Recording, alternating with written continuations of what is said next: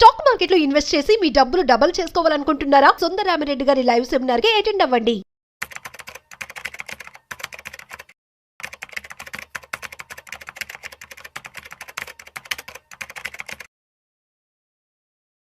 నమస్తే, welcome to Vishnu talks. నేను విష్ణు. ప్రస్తుతంతో పాటు సీనియర్ ఫినాన్స్ ప్రొఫెషనల్ గిరిబాబు గారు ఉన్నారు. గిరిబాబు గారితో మాట్లాడదాం.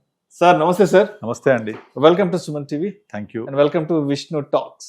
థ్యాంక్ యూ అండి. సో గిరిబాబు గారు, last 2 days back Donald Trump H1B వీసాలకు సంబంధించి తీసుకున్న నిర్ణయం నిజంగా భారతీయులకి పెద్ద షాక్ అని చెప్పుకోవచ్చు. అండ్ అదేవిధంగా అక్కడ ఉన్నటువంటి ఐటీ కంపెనీలు కూడా ఈ నిర్ణయాన్ని ఇంకా డైజెస్ట్ చేసుకోలేకపోతున్నాయి. ఎందుకంటే అక్కడ ఉన్న కంపెనీల్లో ఎంప్లాయీ పనిచేయాలి అంటే ఒక్కొక్క ఎంప్లాయీకి ప్రతి కంపెనీ సంవత్సరానికి దగ్గర 80 నుంచి 90 లక్షల రూపాయలు పే చేస్తేనే ఆ H1B వీసా హోల్డర్ని ఆ కంపెనీ అంటే ఆ ఎంప్లాయీని అక్కడ పెట్టి పని చేయించుకోగలదు, హైర్ చేసుకోగలుగుతారు. సో లాస్ట్ 2 days బ్యాక్ వచ్చిన ఈ డెసిషన్ నిజంగా అంటే ఎస్పెషల్లీ ఇండియన్స్కి అయితే చాలా పెద్ద దెబ్బే అని చెప్పుకోవచ్చు. సో ఎందుకంటారు అసలు ఈ నిర్ణయం వెనుకున్న నేపథ్యం ఏంటి? ఎందుకు డొనాల్డ్ ట్రంప్ ఇంత పెద్ద కఠినమైన నిర్ణయం తీసుకున్నారు? దీన్ని మనము 2 angles చూడొచ్చు అండి. ఒకటి వచ్చేసి ఫస్ట్ డొనాల్డ్ ట్రంప్ అక్కడ రెండోసారి ప్రెసిడెంట్ గా గెలవడం వెనుక major concept MAGA, make America great again. ఈ మాగా అనేది ఒక కాన్సెప్ట్ లాగా తీసుకొచ్చేసి దాన్ని ఒక టీం తయారు చేసేసి దానికి ఒక కాల్ సెంటర్ కూడా ఏర్పాటు చేశారు, మాగా కాల్ సెంటర్. అంటే వాళ్ళ ఉద్దేశం ఏంటి, వాళ్ళ యొక్క పని ఏంటి అంటే అమెరికాని మళ్ళీ గ్రేట్గా ఎలా చేయాలి. అందులో భాగంగా వాళ్ళు తీసుకొచ్చిన కొన్ని స్టెప్స్ ఏది, పౌరసత్వం ఇక్కడ స్వతహాగా పుట్టిన వాళ్ళకు పుడితేనే వస్తుంది, కానీ ఇక్కడ నుంచి వచ్చి ఈ H1B వీసా లేకపోతే గ్రీన్ కార్డ్ తీసుకొని పుట్టిన వాళ్ళకు రాదు అని కొన్ని రకాల నిర్ణయాలు తీసుకోవడము. రాజ్యాంగంలో అది లేదు యాక్చువల్గా, అలాంటి వాటిని కూడా తీసుకురావడము. దాంట్లో భాగంగా మనం లాస్ట్ నవంబర్లో గెలిచినప్పటి నుంచి ప్రతి నెల ఏదో ఒక కొత్త రూల్స్ పెడుతున్నాడు. అందులో టారిఫ్స్ ఒకటి చాలా ఇబ్బంది పెట్టేలాగా, ప్రపంచంలో ఉన్న అన్ని దేశాలని వదిలిపెట్టకుండా ఇంక్లూడింగ్ ఇండియా, మాకు చాలా క్లోజ్ ఫ్రెండ్ ఇండియా అని అంటూనే మన మీద 25% వేసి మళ్ళీ ఇమీడియట్లీ మీరు క్రూడ్ ఆయిల్ రష్యా దగ్గర కొనబట్టి వాళ్ళకి డబ్బులు రాబట్టి ఉక్రెయిన్ మీద మీరు మన వార్ జరుగుతోంది. సో ఇండైరెక్ట్ గా ఉక్రెయిన్ వారికి ఇండియానే కారణం అని చెప్పేసి మన మీద ఇంకొక 25% అదనంగా వేశాడు. ఇవన్నీ ఏంటంటే ఒక సాధింపు చర్యలు ఇవన్నీ లాంటివే సాకులు. ఇవన్నీ కూడా ఇవన్నీ ఒక ఎత్తు అయితే, ఇప్పుడు డైరెక్ట్ ఇంపాక్ట్, ఇప్పుడు ఈ టారిఫ్స్ వేయడం అనేది దేశం మీద ఇంపాక్ట్ అవుతుంది. తర్వాత ఇంకా అంతకుముందు తీసుకున్న చర్యలు అన్నీ కూడా దేశం మీద మ్యాక్రో లెవెల్ ఇంపాక్ట్ అవుతాయి. కానీ ఇప్పుడు తీసుకున్న చర్య డైరెక్ట్ మైక్రో లెవెల్లో ఇంపాక్ట్ అవుతుంది. ఎట్లా అంటే ఇప్పుడు వాళ్ళు ఎవ్రీ ఇయర్ లాటరీ పద్ధతి ద్వారా H1B వీసాస్ రిలీజ్ చేస్తుంది అమెరికన్ గవర్నమెంట్. ఇందులో మెజారిటీ ఆఫ్ H1B వీసాస్ పొందేది ఇండియానే. అంటే 71%. ఈ 71% ఆఫ్ వీసాస్ వాళ్ళు ఏవైతే రిలీజ్ చేస్తారో ఎవ్రీ ఇయర్ లాటరీ ద్వారా, అందులో 71% వీసాలు ఇండియా నుంచే వాళ్ళు తీసుకుంటారు. ఇందులో మేజర్ వచ్చేసి పెద్ద tech companies like Microsoft, Google, Amazon, తర్వాత మెటా, ఇవందరూ కూడా తీసుకునే ఆఫ్షోర్ ఎంప్లాయీస్ అంటే ఇతర దేశస్తుల ఎంప్లాయీస్. అందులో మేజర్ ఇండియా. ఇక్కడ నుంచి తీసుకెళ్ళేటప్పుడు వీళ్ళంతా స్కిల్ వర్కర్స్, స్కిల్ ఎంప్లాయీస్. వీళ్ళు మా కంపెనీకి కావాలి అని ప్రూఫ్ చూపించేసి వాళ్ళకి జస్టిఫై చేసి తీసుకుంటారు. అలా తీసుకున్నప్పుడు ఒక్కొక్క ఎంప్లాయీకి ఇదివరకు $1,000 ఉండేది. దాన్ని ఒకేసారి తీసుకెళ్లిపోయి 1 crore చేసేసాడు. అంటే మన కరెన్సీ చెప్పాలంటే ఒక 90 లక్షల నుంచి 1 crore రఫ్లీ రౌండ్ ఆఫ్. ఆ తర్వాత 85 లక్షలు 90 లక్షలు అవుతుంది. అంటే $1 million అర్థం nothing but $10 lakh, nothing but or $1 million. $1 million కడితే ఒక H1B వీసా యాక్సెప్ట్ అవుతుంది. అంటే H1B వీసాకి అప్లై చేయాలి, తో పాటుగా ఒక ఫీజు కట్టాలన్నమాట. ఆ ఫీజు కడితే ఎన్నైతే లాటరీలో అలాట్ అవుతాయో అలాట్ అన్న పెద్దనే కట్టాలి.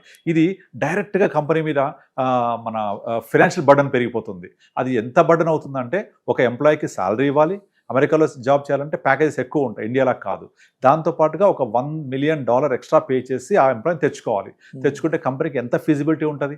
అండ్ ఇంకొకటి, ఈ న్యూస్ రాగానే మొన్న ఫ్రైడే నైట్ వచ్చేసి implementation from the early hours Monday అని చెప్పగానే ఇమీడియట్లీ మైక్రోసాఫ్ట్ అయితే అందరికి మెయిల్స్ పెట్టేసి ఎక్కడ అందరూ కూడా పరిగెత్తుకుంటూ వచ్చేయండి, లేకపోతే మీరు రాకపోతే అక్కడే ఉండిపోతారు, మళ్ళీ మీకు మేము $1 million కట్టాల్సి వస్తుందని చెప్పారు. కానీ అవన్నీ క్లారిటీ ఇచ్చేసారు. అది కాదు, ఎగ్జిస్టింగ్ ఎవరికైతే H1B వీసా ఉందో వాళ్లకు కట్టక్కర్లేదు, ఎగ్జిస్టింగ్ ఉన్న వాళ్ళు రెన్యువల్స్కి వస్తే కట్టక్కర్లేదు.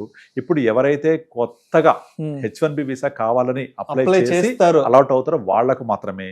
ఇది కూడా 1 time మాత్రమే తప్ప Yearly కాదు. ఇయర్లీ కాదు, ఇది ఎవ్రీ ఇయర్ రికరింగ్ కూడా కాదు, ఎగ్జిస్టింగ్ ఉన్న వాళ్ళకు రెన్యువల్స్ కూడా కాదు. వైట్ హౌస్ వర్గాలు కూడా దీనికి సంబంధించిన ఇచ్చేసాయి. వాళ్ళ secretary క్లియర్ ఇచ్చేసారు, ఎవ్రీ clear ఇయర్ గా. కట్టేది కాదు, కాదు, One time రెన్యువల్ visa. కూడా కట్టేది కాదు, ఓన్లీ వన్ టైం. అది కూడా ఫ్రమ్ దిస్ నవ్ ఆన్వర్డ్స్ ఇప్పటి నుంచి అప్లై చేసి H1B వీసాలు మాత్రం వర్తిస్తుంది, కొంచెం ఊరట కలిగించారు. లేకపోతే మన వాళ్ళందరూ ఇక్కడ నుంచి వెళ్ళిపోవడానికి విమానాలు వెళ్ళిపోవాలని చెప్పేసి టికెట్ ఆగమే బుక్ చేయడము, టికెట్ రేట్స్ ఇమీడియట్లీ పెరిగిపోవడం, ఆ టికెట్ రేట్స్ మ్యానిపులేట్ చేయడము. వాళ్ళ మాగా టీం ఏం చేసిందంటే దాదాపుగా ఇండియన్స్ ఎవరైతే టికెట్స్ బుక్ చేయడానికి ట్రై చేస్తున్నారో ఆ టికెట్స్ బ్లాక్ చేసింది కూడా చాలా వరకు. విమానాల్లో బ్లాక్ చేసి రేట్ పెంచేశారు. ఆ బ్లాక్ ఎలా చేయాలో ఒక వీడియో కూడా రిలీజ్ చేశారు వాళ్ళు. ఒక టికెట్ ని మీరు బుక్ చేసేసి ఇంతసేపు హోల్డ్ లో పెడితే టికెట్ బ్లాక్ అయితే రేట్స్ షూటప్ అయిపోతూ ఉంటాయి. ఇలా చేసి న్యూస్ వచ్చింది, చూసుకోండి కావాలంటే మీరు. ఇలా చేసి దాన్ని ఆ టికెట్ ప్రైస్ పెంచేలా చేశారు. అంటే ఇండైరెక్ట్ గా మనల్ని చాలా ఇబ్బంది పెట్టేలాగా. అంటే ఎక్కడ అక్కడ బ్లాక్ చేసి అక్కడ ఉన్న వాళ్ళు తెరవేయాలి, ఇక్కడ ఉన్న అక్కడ రాకుండా చేయాలి. ఎందుకంటే దీని వెనక మొత్తం అంతా కూడా వాళ్ళు చెప్పేది ఏంటంటే మన తెలంగాణ ఉద్యమం వెనక ఊపిరి ఏంటి, నీళ్లు నిధులు నియామకాలు. ఎగ్జాక్ట్లీ వీళ్ళు కూడా అంతే.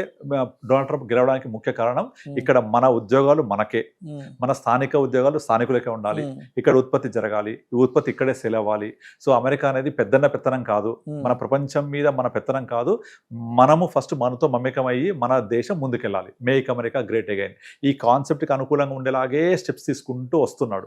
అయితే ఇలా తీసుకొని మనకి ఇబ్బంది పెట్టే పరిస్థితి తీసుకొచ్చేసాడు. ఎందుకు అంటే ఇప్పుడు ఇండియాలో చూస్తే దాదాపుగా మీకు ఒక మంచి ఐఐటీస్ చదువుకున్న వాళ్ళు కానీ, లేదా ఇది ఒక టెక్నాలజీ ఒకటే కాదు, ఈవెన్ ప్రొఫెషనల్ డిగ్రీ ఉన్న డాక్టర్స్ లాంటి వాళ్ళు, లేదంటే కొంచెం లీగల్ సర్వీసెస్ ఉన్న వాళ్ళు, any other segment, chartered accountants, పెద్ద పెద్ద చార్టర్డ్ అకౌంటెంట్స్, వీళ్ళందరూ కూడా ఇండియాలో నుంచి నాకు ఏమైనా గుడ్ ప్యాకేజ్ కావాలి, మంచి వేతనాలు కావాలి, మంచి వర్క్ కల్చర్ కావాలి అంటే వాళ్ళకి ఫస్ట్ అమెరికా కనపడుతుంది. ఇలాంటి అమెరికా నుంచి వెళ్ళిన వాళ్ళందరికీ అక్కడ మంచి వర్క్ కల్చర్ వచ్చి అక్కడ ఉన్న ఉద్యోగాన్ని దెబ్బ కొట్టేలాగా చేస్తున్నారు. అంటే ఇక్కడ బీటెక్ అయిపోగానే వెంటనే ఎంఎస్ కి అమెరికాకి వెళ్ళిపోవాలి, అక్కడ జాబ్ చేయాలి. లేదంటే ఇక్కడ సాఫ్ట్వేర్ లో ఒక 2-3 ఏళ్ళు ఎక్స్పీరియన్స్ వచ్చిందంటే నెక్స్ట్ అమెరికాకి వెళ్ళిపోవాలి, అక్కడికి వెళ్ళి పెళ్లి చేసుకోవాలి, అక్కడ డబ్బు సంపాదించాలి. ఇదంతా మన వాళ్ళ ఉద్దేశం, తప్పేం లేదు ఇందులో. అది డబ్బు సంపాదించడానికి మార్గం ఉంది, వెళ్తున్నారు.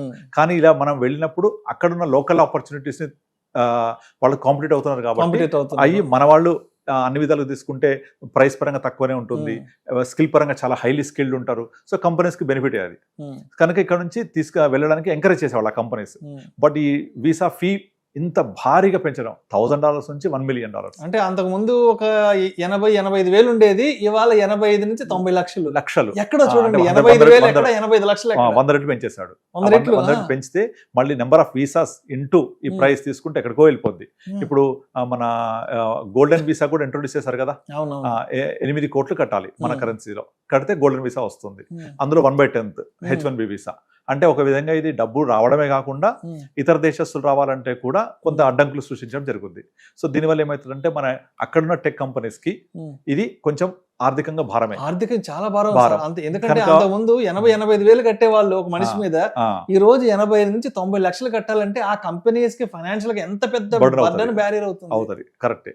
అయితే ఇప్పుడు అక్కడున్న లోకల్ కంపెనీస్ ఇక కొత్తగా ఇక్కడి నుంచి తీసుకుపోవాలంటే ఆలోచిస్తాయి. ఓకే, ఇది నెగటివ్. బట్ ఒక మంచి అదృష్టం ఏంటంటే రెన్యువల్ మీద లేదు, అండ్ ఆల్రెడీ ఎగ్జిస్టింగ్ వాళ్ళు కట్టక్కర్లేదు. మీరు ఆల్రెడీ ఎగ్జిస్టింగ్ వాళ్ళు ఎన్నిసార్లు రావచ్చు పోవచ్చు. తర్వాత రెన్యువల్ చేసేప్పుడు మీకు ఈ ఫీజు వర్తించదు, పాతదే వర్తిస్తవి. ఇలా చెప్పడం వల్ల కొంతవరకు ఊరట కలిగినట్టు. కానీ ఇది ఫ్యూచర్ ఆలోచిద్దాం మనం ఏం జరుగుద్ది అనేది. ఇప్పుడు నార్మల్ గా ఇలా వాళ్ళు ఇండియా నుంచి తీసుకెళ్లాలంటే చాలా భారం అవుతారు కదా మన ఎంప్లాయీస్ అందరూ కూడా. అప్పుడు ఏమవుతుంది, ఆ కంపెనీస్ ఇండియాకి వచ్చి ఇక్కడ ఒక ఆఫీస్ ఎస్టాబ్లిష్ చేస్తే అది మనకి ఎంతవరకు వర్కౌట్ అవుతుంది, ఏది ఫీజిబుల్ గా ఉంటుంది. ఆ కంపెనీ ఇండియా తీసుకొచ్చి ఇక్కడ మన స్టేట్ గవర్నమెంట్స్ కానీ సెంట్రల్ గవర్నమెంట్స్ కానీ వెల్కమ్ చెప్తే వాళ్ళు వస్తామంటే వాళ్ళకి కావాల్సిన ఇన్ఫ్రాస్ట్రక్చర్ ప్రొవైడ్ చేస్తాం మనం. ప్రొవైడ్ చేసి ఒక కంపెనీ ఎస్టాబ్లిష్ చేస్తే ఒక బిల్డింగ్ కదా, అక్కడ ఎంప్లాయీ హైర్ చేసుకొని తీసుకుంటే అయిపోతుంది. అది ఎంత తొందరగా చేయొచ్చు, ఎంత తక్కువ కాస్ట్ లో చేయొచ్చు అని చూసుకొని వాళ్ళు ఆలోచిస్తే కనుక ఇండియాకి వచ్చి చేయడమే చాలా లో కాస్ట్ లో పడుతుంది అని అర్థమవుతుంది. అదే ఆఫీస్ తీసుకెళ్లి మాదాపూర్లోనే గచ్చిబౌలిలో పెట్టుకుంటే వర్కౌట్ అయిపోతుంది కదా. ఇది పర్ హెడ్ 1 million కట్టక్కర్లేదు కదా. తర్వాత ఇక్కడ మన గవర్నమెంట్స్ అని కూడా ఇన్ఫ్రాస్ట్రక్చర్ తర్వాత ఈ ఇంప్లాయ్మెంట్ జనరేట్ చేస్తాము అంటే ల్యాండ్ తక్కువ రేట్కి ఇచ్చేస్తారు, ఫ్రీగా ఇస్తారు, ఎలక్ట్రిసిటీ సబ్సిడీస్ లో ఇస్తారు, అన్ని రకాల ఫెసిలిటీస్ ప్రొవైడ్ చేస్తారు. ఎందుకంటే మేము ఇంత ఎంప్లాయ్మెంట్ జనరేట్ చేస్తాము అని కనుక చూపించగలిగితే కనబడుతుంది కూడా. 5-10 లక్షలు రెంట్ కట్టుకున్న చాలు కమర్షియల్ స్పేస్ కి వచ్చేస్తుంది. దీనివల్ల ఇండియాకి ఇది చాలా చాలా చాలా మంచి పరిణామం. సో మన ఇండియన్ ఎకానమీ బూస్ట్ అవ్వడానికి, తర్వాత ఇన్ఫ్రాస్ట్రక్చర్ ఇక్కడ లోకల్లో బిల్డ్ అవ్వడానికి, మన ఇక్కడ చదువుకున్న వాళ్ళకి ఇక్కడ ఉద్యోగాలు దొరకడానికి అన్ని విధాలుగా ఇది సపోర్ట్ అవుతుంది. ఇప్పుడు ఒక టెక్ కంపెనీ కనుక ఎస్టాబ్లిష్ చేస్తే ఫర్ ఎగ్జాంపుల్ ఒక 20,000 మంది హెడ్ కౌంట్ ఉన్నారు అనుకోండి, అంటే చదువుకున్న వాళ్ళకి జాబ్లు వచ్చినట్టే లోపల. ఆ 20,000 మంది ఎంప్లాయీస్ ఉన్నారంటే వాళ్ళకు సపోర్ట్ స్టాఫ్ ఎంతమంది కావాలి, సర్వీస్ స్టాఫ్ ఎంతమంది కావాలి, క్యాబ్స్ ఎంతమంది కావాలి, హాస్పిటాలిటీ ఇవన్నీ అవసరం అయితే. అంటే చదువుకున్న వాళ్ళకి లోపల ఉద్యోగాలు దొరుకుతాయి, చదువు లేని వాళ్ళకు సర్వీస్ స్టాఫ్ గా, సపోర్ట్ స్టాఫ్ గా, సర్వెంట్ లాగా సపోర్ట్ అవుతుంది. వాళ్ళందరికీ మన ఉద్యోగాలు వస్తాయి, జీతాలు వస్తాయి, కాఫెటేరియా సర్వీస్ వస్తాయి, తర్వాత మన హోమ్ మేడ్ సర్వీస్ వస్తాయి. వీళ్ళందరూ ఉండడానికి కొంచెం ఇల్లు కొనుక్కుంటారు, అట్లా రియల్ ఎస్టేట్ డెవలప్ అవుతుంది, అండ్ వాళ్ళకు ఇన్ఫ్రాస్ట్రక్చర్ బిల్డ్ అవుతుంది, వాళ్ళకు మాల్స్ అవసరం అవుతాయి, హాస్పిటల్స్, స్కూల్స్, ఇవన్నీ మనకు తెలియకుండా ఇన్ఫ్రాస్ట్రక్చర్ బిల్డ్ అవుతూనే ఉంటుంది. ఇప్పుడు ఒక హైటెక్ సిటీ దగ్గర ఐటీ హబ్ ఇలా డెవలప్ అవడం వల్ల ఇన్ని లక్షల మందికి ఉపాధి దొరకడం వల్ల ఇన్ని లక్షల మంది ఇండైరెక్ట్ గా డిపెండ్ అయ్యారు దాని మీద, వాళ్ళ మీద. అంతమందికి ఇండైరెక్ట్ గా హెల్ప్ అవుతుంది కదా. కుకట్పల్లి, మాదాపూర్, గచ్చిబౌలి, కొండాపూర్ ఇవన్నీ ఏరియాస్ అలా ప్రాస్పరస్ అయినాయి కదా. ఇవాళ మన లాంటి వాళ్ళందరం ఇవాళ పక్క డిస్ట్రిక్ట్స్ నుంచి ఇవాళ హైదరాబాద్ కు వచ్చి సెటిల్ అయ్యామంటే all because of one of the reason IT. So అలాంటి మళ్ళీ ఒక మంచి రెవల్యూషనరీ చేంజ్ రావడానికి ఒక పునాది అనుకోవచ్చు ఇన్ పాజిటివ్ యాంగిల్. సో అసలు ఇంత పాజిటివ్ యాంగిల్ పెట్టుకొని దీన్ని మనం బాధపడాల్సిన అవసరమే లేదు. ఇండియన్ ఎకానమీ బూస్ట్ అవుతుంది, మార్కెట్స్ పెరుగుతాయి, టెక్నాలజీస్ లో కాస్ట్ అందించగలుగుతారు, అన్ని విధాలుగా బెనిఫిట్ యాక్చువల్లీ ఇండియాకి ఇన్ లాంగ్ రన్. అందుకనే డొనాల్డ్ ట్రంప్ ఆస్పెక్ట్, ఆయన పర్సెప్షన్ ప్రకారం అంటే ఆయన మనల్ని ఏదో చేద్దాము, మనల్ని ఏదో ఆపేద్దాం అనుకుంటున్నాడు కానీ, బట్ ఆయన తీసుకున్న ఈ నిర్ణయం వల్ల ఇది ఫర్దర్ గా నెక్స్ట్ ఒక 2-3 ఏళ్ళు, ఒక 4-5 ఏళ్ళ తర్వాత ఎగ్జాక్ట్లీ ఇండస్ట్రియల్ రెవల్యూషన్ ఇక్కడ మనకి వస్తుంది, బాగా వస్తుంది. ఎగ్జాక్ట్లీ ఇదే పాయింట్ నిన్న ప్రైమ్ మినిస్టర్ జాతిని ఉద్దేశించి ప్రసంగిస్తూ మనం ఏదైతే ఇప్పుడు వార్ కైండ్ ఆఫ్ సిచ్యువేషన్ చూస్తున్నామో దీనికి ఒకటే ఒక సొల్యూషన్ ఆత్మనిర్భర్ భారత్, అంటే సెల్ఫ్ సస్టైనబిలిటీ. ఇక్కడ నుంచి స్వయంగా మనం సమృద్ధి చేసుకోవాలి, ప్రతిదీ మనమే చేసుకోవాలి, ఆధారపడవద్దు, మనం ఎక్స్పోర్ట్ ఓరియంటెడ్ ఉండాలి, ఇంపోర్ట్ చేసుకోవద్దు. ఇలాంటి ఉద్దేశంలోనే తను నిన్న ప్రైమ్ మినిస్టర్ గారు మాట్లాడుతూ చెప్పారు. అదంతా కూడా క్లియర్ గా సాకారం అవ్వడానికి చాలా స్కోప్ ఉంటుంది ఇలాంటి పిచ్చి పిచ్చి నిర్ణయాలు తీసుకోవడం వల్ల. ఎందుకంటే కంపెనీస్ అన్ని డిఫరెంట్ ఆలోచిస్తాయి, ఆలోచించి వాళ్ళు మాకు ఎంతమంది ఎంప్లాయీస్ తీసుకురావాలి, ఇక్కడికి ఎంత ఎక్స్పెండిచర్ అవుతుంది, ఇదే మేము కనుక ఇండియాలో పెడితే ఎంత వర్కౌట్ అవుతుంది, అది ఆలోచిస్తే డెఫినెట్లీ ఇండియాలో ఎస్టాబ్లిష్ చేయడం చాలా తక్కువ రేట్ పడుతుంది, ఇండియాకి బెనిఫిట్ అవుతుంది లాంగ్ రన్ లో. సో మొత్తానికి మనల్ని దెబ్బ కొడదాం అనుకున్న నిర్ణయం ఇది భవిష్యత్తులో ఇది మనకే ఒక మంచి వరంగా పరిణమిస్తారు. అంటే ఇండస్ట్రియల్ గా మనం ఇంకా గ్రో అవ్వడానికి, ఇండియాలోనే ఇంకా ఉపాధి ఉద్యోగ అవకాశాలు దొరకడానికి ఇది ఇంకా అంటే ప్రత్యక్షంగా పరోక్షంగా ఏ విధంగా చూసినా ఇది మనకే బెనిఫిట్ అవుతుంది. ఎగ్జాక్ట్లీ. అయితే ఇక్కడ ఇంకొక పాయింట్, అసలు వాళ్ళు ఇలాంటి ఒక డెసిషన్ తీసుకోవడానికి ఉన్న నేపథ్యం ఏంటి, కారణం ఏంటి అని చూస్తే ఒక్కసారి చూద్దాం. ఏంటి యాక్చువల్ గా ఒక ఇండియా నుంచి యుఎస్కే వెళ్ళిన మన ఉద్యోగులు అయితే వలస వెళ్దామని చెప్పొచ్చు. వీళ్ళందరినీ 2 phases గా డివైడ్ చేయొచ్చు. ఒకళ్ళు బిఫోర్ 2000 ఒక వర్గం, ఆఫ్టర్ 2000 ఒక వర్గం. అయితే బిఫోర్ 2000 ఇయర్ కి ముందు వెళ్ళిన వాళ్ళు యుఎస్లో వాళ్ళు సెటిల్ అయ్యి అక్కడ కల్చర్తో మమేకమై హ్యాపీగా లైఫ్ లీడ్ చేస్తున్నారు. కానీ 2000 ఇయర్ తర్వాత వెళ్ళిన వాళ్ళంతా కూడా మన కల్చర్ని అక్కడ ఇంపోర్ట్ చేసుకొని మన కల్చర్ని అక్కడ గ్రో చేయడానికి ట్రై చేస్తున్నారు. ఉదాహరణకి ఇప్పుడు ఇక్కడ ఏదైనా పండుగలు జరిగాయి అనుకోండి, మనం ఇంట్లో చేసుకుంటాం, బట్ అక్కడ మెజారిటీ ఆఫ్ ప్లేసెస్లలో వీధులలో పండుగలు జరుపుకోవడము, పబ్లిక్ ప్లేసెస్లలో ఇలా ఉత్సవాలు జరపడము, మన శ్రీరామనవమి ఏంటి, తర్వాత దసరా, దీవాలి, తర్వాత మన సిక్కులది గురునానక్ జయంతి అప్పుడు అలా చాలా సినిమా రిలీజ్ చెప్పక్కర్లేదు. ఇక మన హైదరాబాద్ ఎంత హడావుడి అయితే అంత డబల్ హడావుడి, ర్యాలీలు చేయడము, సినిమా హీరోలు అక్కడికి వెళ్ళిపోయి అక్కడ ప్రదర్శనలు చేయడము, ఇవన్నీ కూడా అక్కడున్న లోకల్ కల్చర్ కి డిస్టర్బ్ చేయడమే. ఆ లోకల్ కల్చర్ కి ఎప్పుడైతే డిస్టర్బ్ అయ్యి, ఆ లోకల్ కల్చర్ ఎప్పుడైతే వాళ్ళ లోకల్ పీపుల్ అయితే వీళ్ళు ఏదో వచ్చి ఇక్కడ మనతో ఉండకుండా వాళ్ళ కల్చర్ని మనకి ఇంపోర్ట్ చేస్తున్న ఒక చిన్న అభద్రతాభావం కనపడుతుంది వాళ్ళకు. లోతుగా ఆలోచిస్తే ఇది చాలా అండర్లైన్ కరెంట్ నడుస్తుంది ఇది. అందుకనే ఇప్పుడు డొనాల్డ్ ట్రంప్ ఇలాంటి డెసిషన్ తీసుకుంటూ ఎవరు యాజిటేషన్ చేయట్లే అక్కడ. అలా చేయడం వల్ల మనకు ఉద్యోగాలు వస్తాయని ఒక పాజిటివ్ యాంగిలే కాకుండా కంపెనీస్కి బర్డన్ అయితే కదా, ఎవరు అపోజ్ చేయట్లేదు. ఎందుకంటే వాళ్ళ మీద వ్యతిరేకత పెరుగుతోంది. అండ్ ఇంకా ఇప్పుడు పొలిటికల్ పార్టీస్ ఉన్నాయి, ఆ పొలిటికల్ పార్టీస్ యొక్క బ్రాంచ్లు అక్కడ ఎస్టాబ్లిష్ చేసేసి ఫండ్ రైజింగ్ చేస్తున్నారు. ఆ ఫండ్స్ ఏ విధంగా ఉపయోగిస్తారు, అక్కడ FBI రిపోర్ట్ తయారు చేసింది. మన ప్రైమ్ మినిస్టర్ ఆఫ్ ఇండియా ఈ టారిఫ్స్ గురించి డిస్కషన్ వచ్చేప్పుడు ఫస్ట్ ఇమీడియట్లీ అక్కడ వెళ్ళి డిస్కస్ చేస్తే FBI మొత్తం రిపోర్ట్ ముందు పెట్టింది. ఇక్కడ నుంచి వచ్చిన ఇండియన్స్ ఏం చేస్తున్నారు, వాళ్ళు చదువుకోవడానికి చదువు అయిపోయాక ఏం చేస్తున్నారు, వాళ్ళకున్న రూల్స్ ఏంటి, ఆ రూల్స్ ఎలా అతిక్రమిస్తున్నారు. నార్మల్గా చదువు అయిపోయిన తర్వాత వాళ్ళు క్యాంపస్ వరకే పరిమితం వాళ్ళు ఉద్యోగం చేయడానికి, కానీ బియాండ్ దట్ రెస్టారెంట్స్లలో అన్ని చోట్ల బియాండ్ టైం వర్క్ చేస్తూ లోకల్లో ఉండే ఆపర్చునిటీస్ని కూడా గ్రాప్ చేసుకొని లోకల్ హెడ్స్కి ఇబ్బంది కలిగేలా చేస్తున్నారు. ఇవన్నీ ప్రైమ్ మినిస్టర్ ముందు పెట్టింది కాబట్టి రిపోర్ట్ FBI, ప్రైమ్ మినిస్టర్ ఏం మాట్లాడలేకపోయారు. This is a confidential report which came in news also. అంటే ఇక్కడ నుంచి వెళ్ళిన మన వాళ్ళు అక్కడ Culture లో తక్కువ జీతానికే పనిచేయడం, పనిచేయడము. తర్వాత ఎక్స్ట్రా అవర్స్ అంటే మామూలుగా చేయడము. 8-9 అవర్స్ దానికి మించి 12 గంటలు 13 గంటలు పనిచేయడం. ఇలా చేస్తూ వాళ్ళ కల్చర్ని కొంత కలుషితం చేస్తూనే చెప్పొచ్చు. వాళ్ళ కల్చర్ని అంటే మనము అంటే ఇంట్లో పండగ మన చేసుకోవచ్చు వాళ్ళు అక్కడ ఆక్యుపై చేస్తున్నారు. చేస్తున్నారు. ఎగ్జాక్ట్లీ మనం ఇంట్లో పండగ చేసుకోవచ్చు, ఇంట్లో ఏమైనా చేసుకోవచ్చు, ఎవరు కాదన్నారు. కానీ వీధుల్లోకి వచ్చి వాళ్ళ ఒక సాధారణ జీవన శైలికి, వాళ్ళ ప్రశాంతమైన జీవన శైలికి కొంచెం ఇబ్బంది కలిగించేలాగా ఇలాంటి సామూహిక ర్యాలీలు, చేయడము, ఉత్సవాలు పండగలు. చేయడము. ముఖ్యంగా ఈ పొలిటికల్ పార్టీస్ పొలిటికల్ ఎలక్షన్స్ అప్పుడైతే ఆల్మోస్ట్ సిమిలర్ హైదరాబాద్ లాంటి ప్లేస్ లో ఉండే ఇలాంటి వాతావరణం చూడొచ్చు మనం, డల్లాస్ లాంటి ఏరియాస్లలో. ఇది అక్కడ చాలా ఇబ్బందికర పరిణామం. అదే మనం ఉంటే క్లోజ్డ్ గ్రూప్ లో చేసుకోవాలి, అలా కాకుండా బహిరంగంగా. ఇక మన తెలుగు అసోసియేషన్స్ చాలా ఉన్నాయి, ముఖ్యంగా తెలుగు వాళ్ళు. ఇదంతా తెలుగు అసోసియేషన్స్ అయితే ఏంటి, ఇక ప్రతి చోట కూడా గ్యాదరింగ్స్, డబ్బులు కలెక్ట్ చేయడము, ఆ తర్వాత కొన్ని రకాల అరాచక కమ్యూనిటీకి సంబంధించిన అసోసియేషన్స్ క్రియేట్ చేయడం, ఇవన్నీ చాలా ఎక్కువైపోయాయి ఈ మధ్య కాలంలో. దాంతో లోకలైట్స్ కూడా చెప్తున్నారు ఈ కల్చర్ మంచిది కాదు, ఈ కల్చర్ మనము ఇక్కడ వచ్చి వీళ్ళతో మమేకం అయిపోవాల్సింది, కానీ మనం వాళ్ళ కల్చర్ని ఇబ్బంది కలిగిస్తూ మనం ఇలా చేయకూడదని వాళ్ళు కూడా చెప్తున్నారు.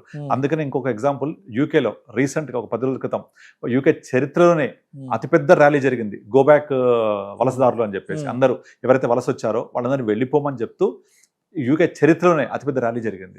ఇప్పుడు రీసెంట్ గా మనం తెలంగాణ చూసాం, మార్వాడి గోబ్యాక్ అని ఒక ర్యాలీ చేశారు. అంటే వేరే వాళ్ళు ఇక్కడికి వచ్చి వ్యాపారం చేయడం అనేది మనకు ఇబ్బందికర పరిస్థితి ఉందని మనం అది కూడా వాళ్ళు మన భారతదేశ మార్వాడీస్ వాళ్ళు ఎక్కడోళ్ళు కాదు కదా, ఎక్కడోళ్ళు కాదు, తప్పేం లేదు యాక్చువల్గా. పక్క స్టేట్ నుంచి వచ్చారు. అంటే మనకి ఇబ్బంది కలుగుతుందని వాళ్ళని మనం ఆశ్చర్య చేసాం. అలాంటిది వాళ్ళకు లోకల్ కంట్రీ వాళ్ళది, మనం వెళ్ళి ఆ కంట్రీలో ఉండి మనం వాళ్ళ కల్చర్కి ఇబ్బంది కలిగించేలాగా మన యొక్క అన్ని ఆలోచనలు రుద్దుతూ ఉంటే వాళ్ళకి ఇబ్బంది కలుగుతుంది. కనుకనే అక్కడ వాళ్ళకు కరెక్ట్గా ఈ టైంలోనే ట్రంప్ దొరికాడు వాళ్ళకు.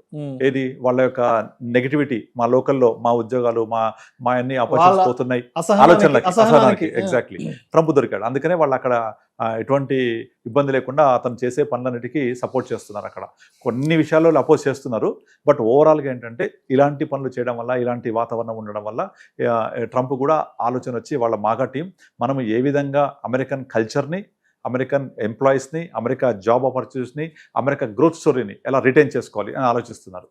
సో మనం వెళ్ళే వాళ్ళతో ఉద్యోగం చేసి అక్కడ ఉంటే సరిపోయేది, కానీ వాళ్ళని ఎప్పుడైతే మనము డామినేట్ చేయడం ట్రై చేస్తున్నామో, డిస్టర్బ్ చేయడం చేస్తున్నామో, అన్ని ఇబ్బందికర పరిణామాలు ఉంటుంటాయి. దాని పర్యవసానమే ఇప్పుడు చూస్తున్నాయి ఇవన్నీ కూడా.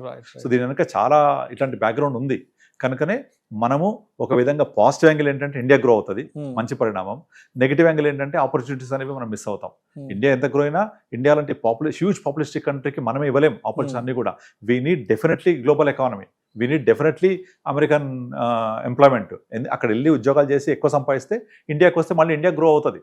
కనుక ఇండియా లాంటి హ్యూజ్ పాపులిస్టిక్ కంట్రీకి ఎన్ని అవకాశాలన్నా తక్కువే, అవకాశం అందిపుచ్చుకుంటూ ఉండాలి. మన ఇండియా ఒక్కటే సరిపోదు. ఇక్కడ ఉన్న ప్రతి సంవత్సరం పాస్ అయ్యే ఈ టెక్కీస్కి, ప్రొఫెషనల్ గ్రాడ్యుయేట్స్కి మనమే జాబ్స్ ఇవ్వలేము కూడా.